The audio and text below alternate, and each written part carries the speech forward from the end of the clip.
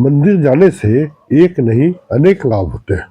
हम लोग प्रतिदिन पूजा करते हैं और मंदिर जाते हैं। अक्सर लोगों को देखा गया है कि वह रोज मंदिर जाना पसंद करते हैं।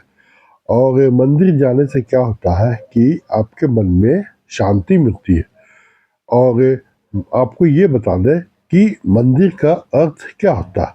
मंदिर का अर्थ ये होता है कि मन से दूर कोई स्थान, ऐसे स्थान जहां आप कुछ देर आंखें बंद करके, मौन करके या मौन रहकर बेहद लाभदायक हो सकते हैं। तो लोग एक्चुअली क्या है कि मंदिर में छुपे विज्ञान और अध्यात्म को नहीं जानते कि मंदिर में भी क्या विज्ञान और अध्यात्म छुपा हुआ है। सुबह सुबह मंदिर जाने से क्या है कि काफी लाभ होते हैं। और कुछ व्यक्ति ऐसे होते हैं जो मंदिर अपने नहीं जा पाते, अपने उसके कामों में इतना व्यस्त रहते हैं कि वह मंदिर नहीं जा पाते। और ज़्यादा तो लोग क्या करते हैं कि मंदिर को अपने घरों में ही बना लेते हैं। और घर में मंदिर को बनाना शुभ तो होता है, लेकिन इसके साथ साथ आपको ये भी जानना चाहिए कि वास्तु के साथ मंदिर की दिशा घरों में कैसी होनी चाहिए ताकि आप में सकारात्मक ऊर्जा आ जाए। और मंदिर के साथ साथ उसमें आपको आध्यात्मिक फायदा भी हो। तो दोस्तों, मैं आपको आज ये बता रहा हूँ कि आपको मंदिर जाना चाहिए। और आपके मंदिर जाने से आपको अनेक फायदे हो सकते हैं। तो आप इस वीडियो को पहले तो क्या करें, लाइक करें, सब्सक्राइब करें और बेल आइकन को दबा दें। साथ में अपने दोस्तों के साथ शेयर करें। नमस्कार दोस्तों, मैं दिव्य ज्योति से आपका आचार्य। यदि आप प्रतिदिन मंदिर जा रहे हैं तो सबसे पहले ये आप समझो कि आपके जीवन में कोई भी ऐसी घटनाएं जो होती है जो आकस्मिक होती है, जैसे हत्या, आत्महत्या, दुर्घटना, तो ये सब जो नकारात्मक एनर्जी होती है, नकारात्मक शक्ति होती है, ये आपकी ज़िंदगी से दूर हो जाती है। मतलब इस तरह की कोई घटनाएं जो होती है ना, वह नहीं घटती है। और मंदिर अगर आप जाते हो तो आपके मन में आध्यात्मक और साथ में सकारात्मकता भी होता है। और नकारात्मकता धीरे धीरे क्या होती है, आपके जीवन से चली जाती है। और आपके बॉडी के या आपके शरीर का ऑरा इतना मजबूत हो जाता है कि आपको किसी प्रकार का भूत पिशाच प्रेत योनि कोई भी आपको नहीं टच कर सकता, नहीं छू सकता। अर्थात आप इससे भी भयमुक्त हो सकते हो। तो अगर आप प्रतिदिन मंदिर जाते हो तो आपके शरीर का ऑरा ये इतना मजबूत हो जाता है कि कोई ग्रह नक्षत्र भी आपके शरीर को कोई प्रभाव नहीं करता। यानी ग्रह बाधा से आप मुक्त हो जाते हैं। और साथ में अगर मंगल का, शनि का या किसी भी प्रकार के राहु का, साढ़े साथ ये ढैया, ये सब दशा महादशा चल रही हो तो इस सबसे घबराने की जरूरत नहीं है। अगर आप मंदिर जाते हो तो इससे भी आपको काफ़ी फायदा होगा। यदि मंदिर जाकर आप उपवास करते हो, नियम करते हो, पाठ करते हो, विश्वास करते हो, तो आपको किसी भी प्रकार का बीमारी या रोग नहीं हो सकता है, ऐसा कहा गया है। और एक चीज़ ये है कि अगर आपको किसी प्रकार का दोष शोक हो तो आप मंदिर जाएं। अगर मंदिर जाओगे तो आत्मा का संचार होगा। इससे क्या होगा कि आप किसी परिस्थितियों में लड़ने की जो शक्ति होती है वह आपके अंदर भर जाएगी। और आप उस परिस्थितियों का सामना करके आप डट के सामना कर सकते हैं और सामना करने के साथ साथ आप जीवन को आगे की ओर बढ़ा सकते हो। और इसके साथ साथ आप किसी भी चीज़ को गलती समझने की या अच्छे समझने के फालतू लड़ाई झगड़े ये सब जो होते हैं, ये सब में आप क्या है, मंदिर जाने से ये सब का भी रास्ता निकलता है। ठीक है। तो दोस्तों, ये मैं कुछ बता रहा हूँ कि आपको मंदिर जाने से क्या क्या लाभ या क्या क्या फायदा हो सकता है। ठीक है। तो ऐसे ये भी देखा गया है कि मंदिर जाने में व्यक्ति कोई शत्रु किसी बुरी विद्या के माध्यम से उसका कुछ भी नहीं बिगाड़ सकती है। बहुत से व्यक्ति ऐसे होते हैं जो व्यवहार से, कार्य से लोगों को रुष्ट कर देते हैं। उनके शत्रु क्या होते हैं, दिन पर दिन बढ़ते चले जाती है। और कमजोर शत्रु से वो लड़ाई नहीं कर पाते हैं, वह पीठ के पीछे ऐसे कार्य करते हैं जो कि उनको हानि पहुंचाते हैं। तो मंदिर जाने से क्या होता है कि आपके शरीर में ऐसे, आपके ऑरा में ऐसा पॉजिटिव एनर्जी होता है जो इसका कोई प्रभाव नहीं पड़ता है। और साथ में आपको जानना चाहिए कि अगर आप कर्ज में डूबे हुए हो या थोड़ा बहुत कर्ज है तो मंदिर जाने से आपकी जीवन शैली ऐसी बदल जाएगी कि कर्ज जो है आपको चुकता हो सकता है, या कहने का मतलब कि आपको कर्ज चुकाने के रास्ते भी आपको निकल सकते हैं और आप इससे बाधा मुक्त भी हो सकते हो। तो दोस्तों, मैं कुछ बता रहा हूँ कि आपको मंदिर जाने से क्या क्या फायदा हो सकता है। एक ये भी है कि आप व्यापार नहीं चल रहा, आप बेरोजगार हो, तो आप क्या करो कि प्रतिदिन मंदिर जाओ। ठीक है, अगर आप मंदिर जाओगे तो इससे क्या होगा, आपकी प्रार्थना भगवान जल्दी सुनेंगे, पूजा पाठ जल्दी सुनेंगे और आपकी समस्याओं का समाधान क्या हल हो जाएगा। और आपका जो कर्म है वो कर्म तो आपको करना ही पड़ेगा।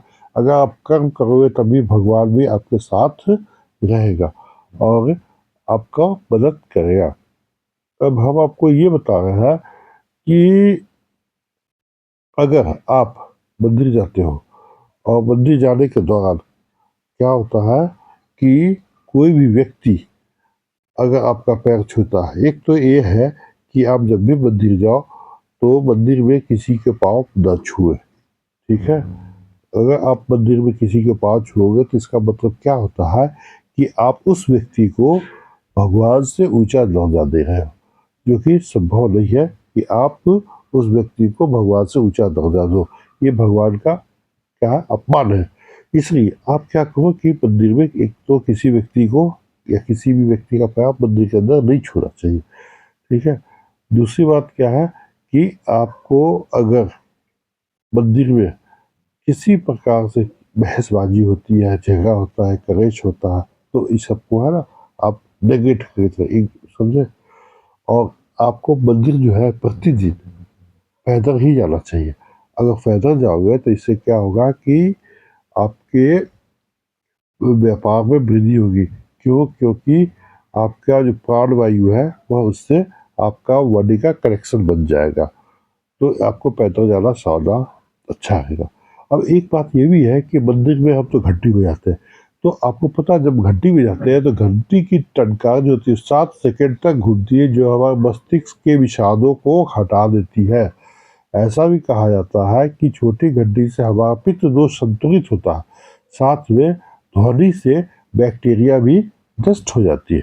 तो हमें घंटी जरूर बजानी चाहिए। और मंदिर में कई तरह के सुगंधित पुष्प भी अर्पित किए जाते हैं, सुगंधित फूल भी अर्पित किए जाते हैं। तो इससे भी क्या होता है कि हमारे अवसादों की मुक्ति हो जाती है, क्योंकि फूलों में विभिन्न रंग के अंतर की उसमें एनर्जी होती है।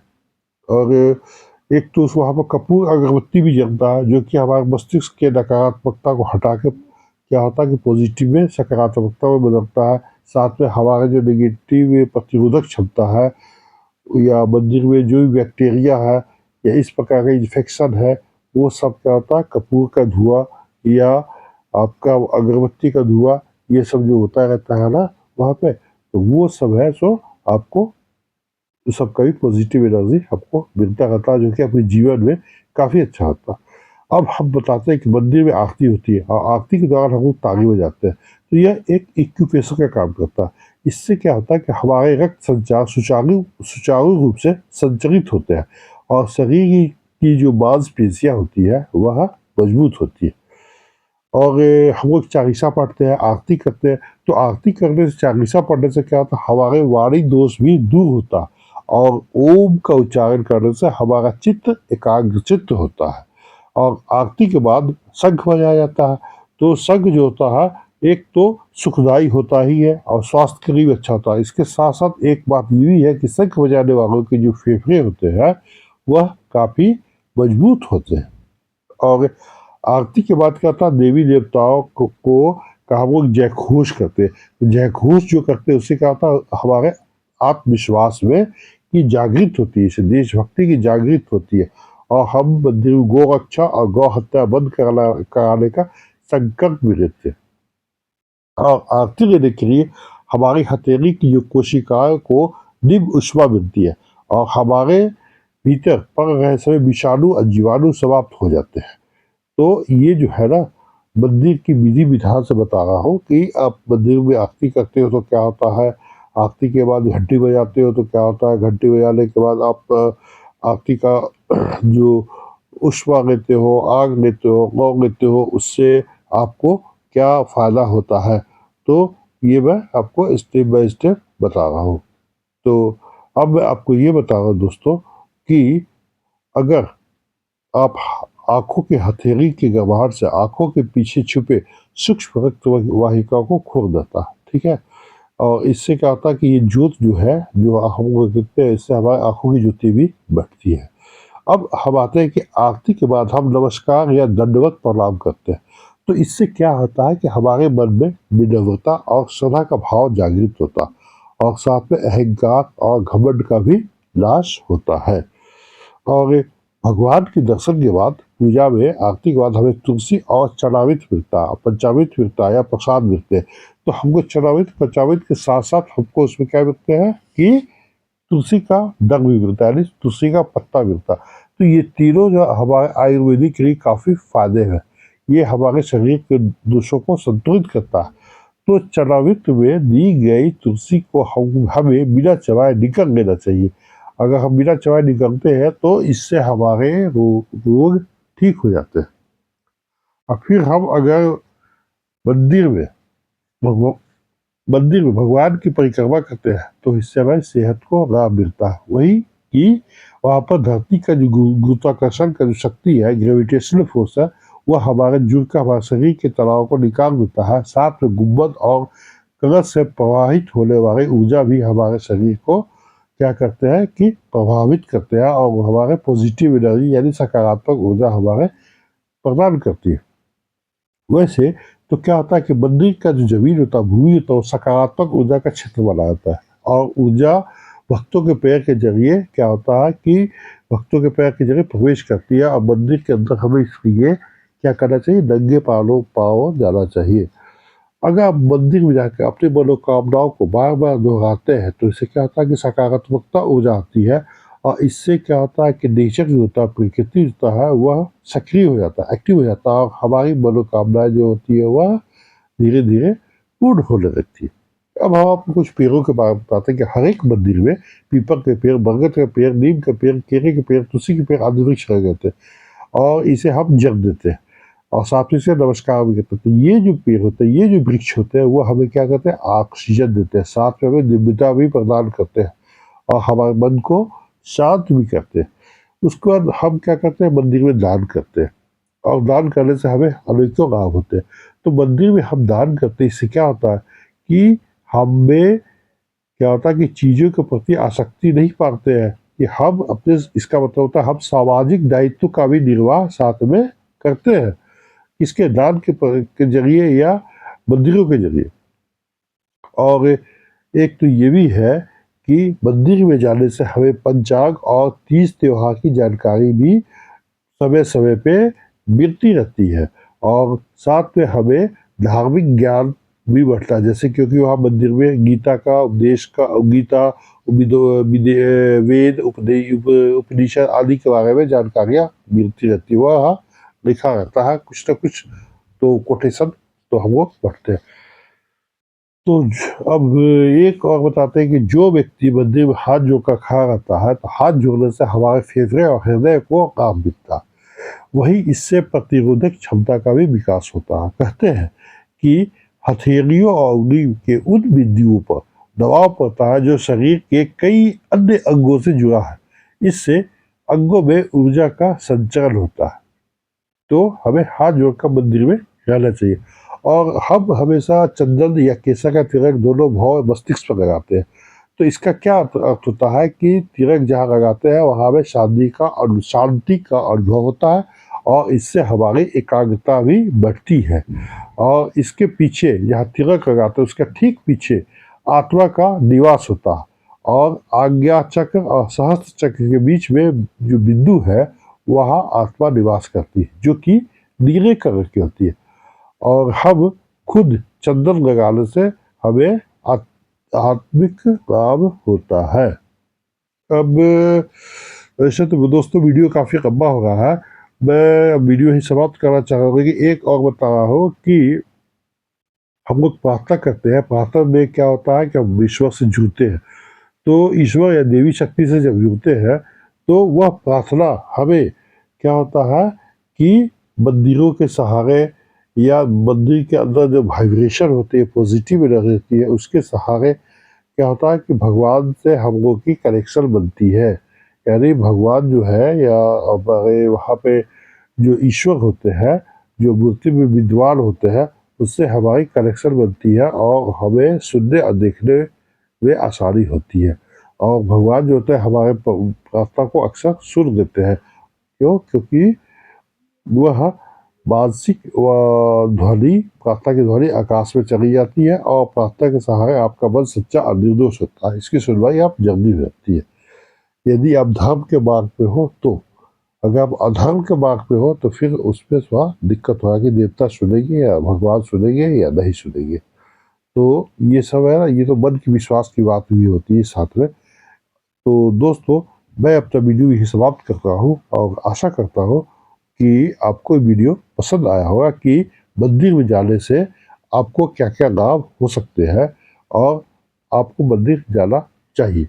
वैसे तो बहुत सारे उपाय है, जैसे कि बहुत सारी बातें हैं कि पूजा करते हैं तो उसमें रासायनिक क्रिया होती है। इससे मंदिर के भीतर का वातावरण का जो तरल पदार्थ होता है, पीएच वैल्यू, वो कम हो जाता है, जिससे व्यक्ति का पीएच वैल्यू का असर पड़ता है। इससे आयनिक क्रिया जो होती है वो शारीरिक रासायनिक में बदल देती है। और जब ये रासायनिक बदल जाती है तो आपके अंदर जो भी बीमारी होती है वो धीरे धीरे ठीक हो जाती है। और यही क्रिया को दवाई के द्वारा ही दुहराई जाती है। तो ये भी कुछ है।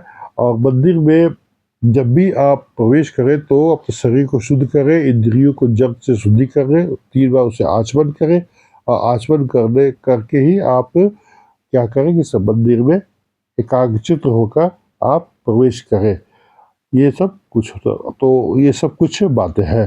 तो दोस्तों, आशा करता हूँ कि आप वीडियो को लाइक करेंगे, सब्सक्राइब करेंगे और बेल आइकन को दबाएंगे, साथ में अपने दोस्तों के साथ शेयर भी करेंगे। तो मैं वीडियो ही समाप्त करता हूँ। धन्यवाद।